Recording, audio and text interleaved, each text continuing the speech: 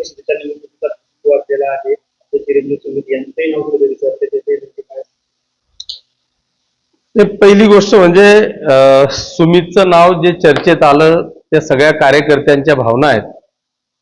कारण आपण सगळ्यांनी पाहिलं असेल की स्थानिक स्वराज्य संस्थांचं जे इलेक्शन झालं नगरपालिकांचं, त्या नगरपालिकांच्या इलेक्शनमध्ये मी स्वतंत्रपणे लढण्याचा निर्णय घेतला आणि दोघही नगरपालिकांमध्ये पाचोरा आणि भडगावकरांनी प्रचंड अशी साथ देऊन एक ऐतिहासिक विजय दोघही नगरपालिकांमध्ये प्राप्त झाल्यामुळे साहजिक सर्व कार्यकर्त्यांच्या भावना आहेत की आपलं प्राबल्य मताधिक्य जर का आपण पाहिलं तर मला वाटतं जळगाव जिल्ह्यात सगळ्यात जास्त नगरसेवक हे कोणाकडे असतील तर ते पाचोरा आणि भडगाव नगरपालिकेमध्ये शिवसेनेचे आहे. त्याच्यामुळे साहजिक त्या कार्यकर्त्यांच्या भावना आहेत की सुमितने विधान परिषद लढावी. परंतु सगळ्यात महत्त्वाचा विषय हा आहे की ही जी जागा आहे ती भारतीय जनता पक्षाकडे आहे.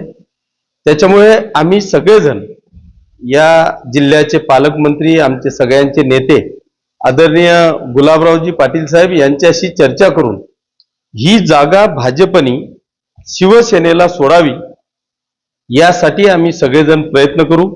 याचं कारण असं आहे की जळगाव जिल्ह्यात जर आपण पाहिलं तर मला वाटतं 5 आमदार आणि 1 माजी आमदार, 1 माजी खासदार अशा पद्धतीची ताकद या जळगाव जिल्ह्यामध्ये शिवसेनेची आहे. आणि इथलं जर आपण पाहिलं तर 2 खासदार भाजपकडे, विधान परिषद भाजपकडे. मग आम्ही सगळेजण आजपर्यंत अतिशय प्रामाणिकपणे साथ देत आलो भारतीय जनता पक्षाला आणि म्हणूनच भाजपला हे शक्य झालंय. म्हणून आज भाजप मोठा भाऊ आहे आणि म्हणून भाजपनी मोठा भाऊ म्हणून आमची ही मागणी त्यांनी मान्य केली पाहिजे. आमच्या ताकदीप्रमाणे भाजपनी ही जागा विधान परिषदेची शिवसेनेला सोडावी अशा पद्धतीची रास्त मागणी आम्ही शिवसेनेचे नेते आदरणीय गुलाबरावजी पाटील साहेब यांच्या समवेत मीटिंग घेऊन भाजपकडे पहिल्यांदा ही मागणी करणार आहोत आणि ती जागा सोडण्याच्यासाठी आम्ही 100% आग्रही राहणार.